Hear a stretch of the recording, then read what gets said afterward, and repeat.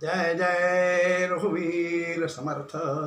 गुरुर्ब्रह्मा गुरुर्विष्णु गुरुर्देवो महेश्वर गुरु साक्षात् परब्रह्म तस्मै श्री गुरुवे नमः। तस्मै श्री गुरुवे नमः। यूट्यूब चैनल से मैं सुरेश तोपखाने वाले सभी आदरणीय श्रोताओं को नमस्कार, विनम्र अभिवादन। आज शनिवार दिनांक 14 जून, पिछले 10 तारीख को यानी मंगलवार को ज्येष्ठ पूर्णिमा थी। उस दिन संत कबीरदास जी की जयंती थी।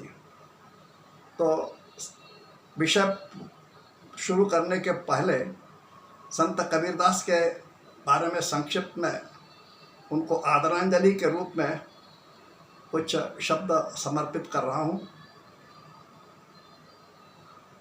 संत कबीर के जन्म के बारे में ही विभिन्न मतांतर हैं। कई लोग अलग अलग बातें करते हैं और कबीर ने स्वतः भी कहा है उनके जन्म के बारे में। जब उनसे पूछा जाता था कि तुम्हारा जन्म कब हुआ, कहाँ हुआ, कब हुआ और तुम्हारा नाम क्या है, तुम्हारी जाति क्या है, इस प्रकार जब उनसे पूछा जाता तब वे जवाब देते, ना मेरा जन्म ना गर्भ बसेरा, ना मेरा जन्म ना गर्भ मसेरा, बालक है दिखलाया काशीपुरी जंगल बीच डेरा, तहाँ झूला है पाया। यहाँ झूला का मतलब होता है बुनकर। तो कहते हैं मेरा कोई जन्म नहीं, मैं कोई गर्भ नहीं है, मैं किसी गर्भ से नहीं आया, एक बालक के रूप में आया हूँ और जंगल में मुझे बुनकर लोगों ने उठाया, पाला पोसा। यह इस प्रकार। आगे वो कहते हैं, ना मेरे हाड़ ना मेरे चाम, लोहो एक ही नाव उपासी, तारन तारन अभय पद दाता, कहे कबीर अविनाशी। हाँ, कोई जन्म नहीं। वो कहते हैं मेरा कोई जन्म नहीं, मैं किसी गर्भ से नहीं आया। काशीपुर के जंगल में किसी बुनकर को मैं मिला और वो मेरे को उठा के ले गए। मेरे हाड़ नहीं है, मेरी चमड़ी नहीं है, मुझे रक्त नहीं है, कोई नाशवान वस्तु नहीं है, मैं तो शाश्वत हूँ। मैं बालक के रूप में आया हूँ और मुझे एक बुनकर दंपति ने पाला पोसा है। यही मेरी पहचान है। तो ऐसी मान्यता है कि उस समय के स्वामी रामानंद महाराज ये एक दिन ध्यान लगा के बैठे हुए थे एक वृक्ष के नीचे। उसी समय वहाँ से एक महिला विधवा स्त्री वहाँ आती है और देखती है स्वामी महाराज ध्यान में बैठे हुए, वो उनको प्रणाम करती है। तो जैसे ही प्रणाम करती है, स्वामी जी को आहट होती है उस महिला की। तो स्वामी जी उसे आशीर्वाद दे देते हैं, पुत्रवती भव। अब स्वामी जी का आशीर्वाद है, वो तो जरूर फलदायी होगा, पुत्रवती भव। और वो महिला वहाँ से चली। कालांतर में कुछ समय पश्चात उस स्त्री को पुत्र हुआ। अब उस पुत्र को देखकर वो घबराई। वो सोचने लगी समाज मुझे क्या कहेगा। समाज के डर बहुत था। तो उस डर के भय से उसने क्या किया, उस बालक को एक जंगल में जाकर एक वृक्ष के नीचे रख दिया और चली गई। कुछ समय पश्चात वहाँ एक घूमते हुए एक दंपति आई। उस दंपति की जो पति पत्नी थे, पत्नी ने, महिला ने जब उस बालक को देखा तो उसका वात्सल्य भाव जाग उठा। उस दंपति को कोई संतान नहीं थी, कोई पुत्र पुत्री नहीं थी। तो उस महिला ने सोचा ऊपर वाले ने ही अपने को यह पुत्र भेजा हुआ है। उन्होंने उस बालक को उठाया, अपने छाती से लगाया और उसे घर ले गए। ये बुनकर नीरा और नीरू और नीमा, ये नाम था उनका। और ये बुनकर समाज के थे, बुनकर समाज से आते थे और मुसलमान धर्म था इनका। तो वो अपने घर ले गए, उसका नाम कबीर रखा गया।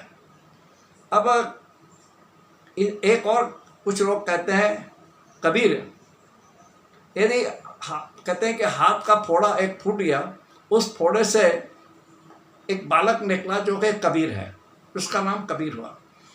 कर बीर, कर यानी हाथ, बीर यानी फोड़ा। फोड़ा, कर से फोड़ा फूटा, बालक निकला और उस बालक का नाम करबीर, करबीर होते होते वह अपभ्रंश हो गया, कबीर हो गया। इस प्रकार से कुछ कहते हैं। ठीक है, लेकिन कबीर जी का पहनावा भी ऐसा था कि मुसलमान भी देख के दंग रहते, हिंदू भी देख के दंग रह जाते थे, आश्चर्य होता था। वो मुसलमानी टोपी सिर पर रहते थे, माथे पर चंदन का तिलक होता था, टीका, हाँ, गले में तुलसी की माला होती थी, अंगरखा होता था, अंगवस्त्र होता था, और इस प्रकार से उनका पोशाक, और हाथ में हमेशा राम नाम का जप करते रहते थे, इस प्रकार से। तो वो इस प्रकार से रहते कि न मुसलमान उनसे खुश थे न हिंदू खुश थे। मुसलमानों को भी वो कहते, अरे क्या तुम्हारा अल्लाह बहरा है, क्या तुम लोग इतने जोर जोर से नमाज पढ़ते हो। हिंदुओं को भी उनकी मूर्ति के बारे में इस प्रकार से बोलते रहते थे। तो इस प्रकार से ऐसी बातें होती थी। लेकिन कबीर तो कहते, वो अपने राम नाम में मस्त रहते। वो कहते सबका दाता राम है, राम के सिवा कुछ नहीं है, सब व्यर्थ है दुनिया में, राम ही सब कुछ है, राम ही सबका करता रहता है, इसलिए राम के शरण जाओ। वो कहते हैं वेद पढ़े पढ़े पंडित हुए, किसी को परमात्मा प्राप्त नहीं हुआ। बड़े बड़े पंडित हो गए वेद पढ़ पढ़ के, लेकिन परमात्मा किसी को प्राप्त नहीं हुआ। परमात्मा उसी को प्राप्त हुआ जो परमात्मा को शरण गया। इसलिए वो कहते हैं कि शरण जाओ राम नाम को और परमात्मा को प्राप्त करो। इस प्रकार से कबीर के बारे में संक्षिप्त में उनका एक दोहा है जो बहुत ही प्रचलित है, और उस दोहे से हमें बहुत कुछ सीखने को मिलता है। वो दोहा है, कल करे सो आज कर, कल करे सो आज कर, आज करे सो अब, पल में प्रलय होगा फिर करेगा कब। इस प्रकार से इस दोहे के साथ कबीर को मैं श्रद्धांजलि अर्पित करता हूँ। और आज का जो विषय है उस पर आता हूँ। आज का जो हमारा विषय है, जय जगदीश हरे। हिंदू धर्म में देव देवताओं की पूजा और आरती का बहुत महत्व है। हर घर में पूजा होती है, भगवान की पूजा होती है, मंदिर में पूजा होती है, और पूजा के पश्चात आरती होती है। यानी आरती ना हो तो पूजा अधूरी है। आरती के बिना पूजा पूर्ण नहीं होती, इसलिए आरती अवश्यम भावी है।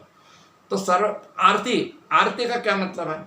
इसमें आर्त शब्द संस्कृत है, उस आर्त शब्द से आरती बना है। आर्त यानी व्याकुलता, व्यग्रता, समर्पण भाव, प्रेम भाव, यह सब भाव जो है, करुणा के भाव, यह उस आरती से उत्पन्न होते हैं, और इसीलिए उसे आरती कहा जाता है।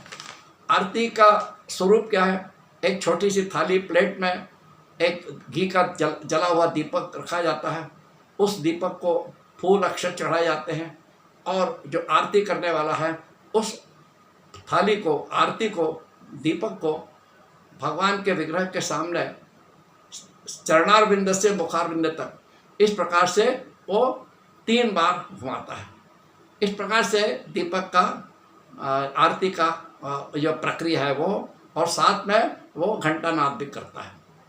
घंटानाद भी बहुत आवश्यक है। चरणार बिंद से मुखार बिंद तक आरती 3 बार घुमाई जाती है। पूर्ण शरणागति, उस जब वो आरती घुमाई जाती है तो भगवान के प्रत्येक अंग पर प्रकाश पड़ता है, और वो प्रकाश जब भक्त देखता है तो एक प्रसन्नता का अनुभव करता है अपने हृदय में।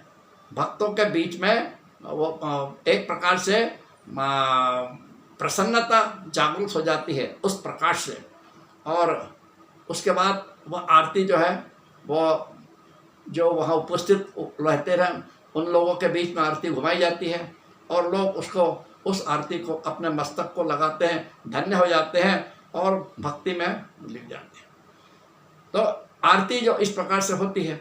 लेकिन इस आरती में सब में पहले आरती किसी की होती है तो गणेश भगवान की, क्योंकि प्रथम पूजन होता है गणेश जी का, तो आरती भी गणेश जी की होती है। उसके पश्चात अन्य देवताओं की होती है। जैसे मान लो राम मंदिर है तो गणेश जी की आरती होगी, राम की आरती होगी। शिव मंदिर है तो शिव की आरती होगी। हनुमान जी का मंदिर तो हनुमान जी का, देवी का मंदिर है तो देवी की आरती होगी। इस प्रकार से वह आरती होती है। इन सब आरतियों में सब आरती, एक जग प्रसिद्ध आरती जो है उसके बारे में बता रहा हूँ। वह आरती है जय जगदीश हरे। यह आरती आज संसार में करोड़ों घरों में गाई जाती है, और हर मंदिर में इस आरती के सिवा होता ही नहीं है। ओम जय जगदीश हरे, यह आरती जो है 150 वर्ष पुरानी है।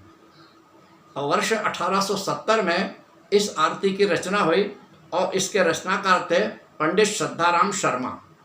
पंडित श्रद्धाराम शर्मा का जन्म पंजाब के लुधियाना में एक भिलोरी गांव में 30 सितंबर 1837 को हुआ था। ये प्रचंड विद्वान और स्वतंत्रता सेनानी थे, अच्छे वक्ता थे और धार्मिक सामाजिक विषय पर इनका बहुत प्रभुत्व था, ज्ञान था। इसके ऊपर वह व्याख्यान दिया करते थे और विशेषतः रामायण और महाभारत की कथाओं के द्वारा उस प्रसंगों को अपने व्याख्यान में बताते हुए अपना लोगों को प्रभावित करते थे। लोग इतने प्रभावित थे उनके व्याख्यान से कि हजारों की संख्या में लोग उनका व्याख्यान सुनने आते थे।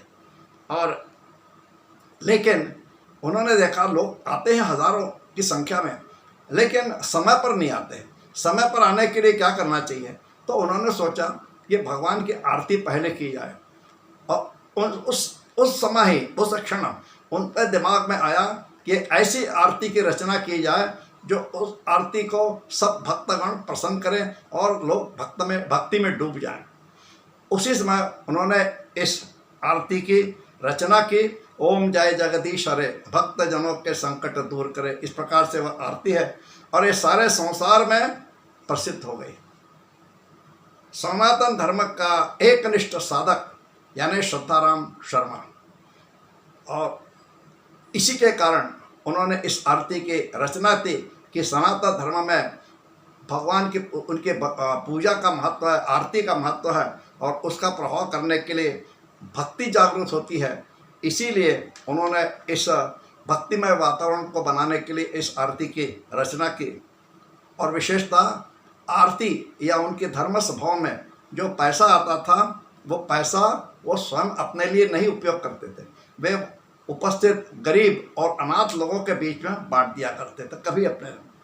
अब विशेष बात इस आरती में ये है कि अब हम देखते हैं कभी कोई कविता हो, काव्य हो, रचना आरती हो तो अंत में जो रचनाकार होता है उसका नाम आता है उसमें, लेकिन इस आरती में ऐसा कुछ नहीं आया है। हाँ, क्योंकि उन्हें ये कामना ही नहीं कि मेरा नाम प्रसिद्ध हो, लेकिन अंतिम पंक्ति जो है उस पंक्ति का चरण इस प्रकार से, श्रद्धा भक्ति बढ़ाओ संतन की सेवा, यानी श्रद्धा भक्ति बढ़ाओ में श्रद्धा नाम आ गया, उनका नाम था श्रद्धाराम शर्मा, तो हम समझ सकते हैं। और उन्होंने यह ऐसी आरती बनाई है, करोड़ों करोड़ों लोगों के घरों में आज ये आरती गाई जाती है और यह आरती भक्त को जागृत करती है, प्रसन्न करती है, सुख समाधान देती है। इस प्रकार से उस आरती के 2-3 चरण में आपके सामने प्रस्तुत करता हूँ और समाप्त करता हूँ। ओम जय जगदीश हरे, स्वामी जय जगदीश हरे, भक्त जनों के संकट, दास्य जनों के संकट क्षण में दूर करे। ओम जय जगदीश हरे, दीन बंधु दुख हरता, तुम रक्षक मेरे, स्वामी तुम रक्षक मेरे, करुणा हस्त बढ़ाओ, करुणा हस्त बढ़ाओ, द्वार पड़ा तेरे। ओम जय जगदीश हरे, विषय विकार मिटाओ, पाप हरो देवा, स्वामी पाप हरो देवा, श्रद्धा भक्ति बढ़ाओ, श्रद्धा भक्ति बढ़ाओ, संतन की सेवा।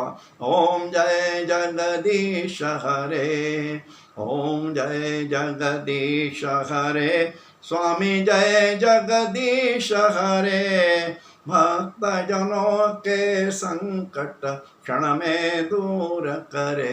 ओम जय जगदीश हरे। बोलिए जगदीश्वर भगवान की जय, श्री रामचंद्र भगवान की जय। श्री राम जय राम, जय जय राम। कृपया इस चिंतन के विषय में कमेंट्स अवश्य करें आपको कैसा लगा, और मेरे चैनल को अधिकाधिक सब्सक्राइब करें। धन्यवाद। जय श्री राम।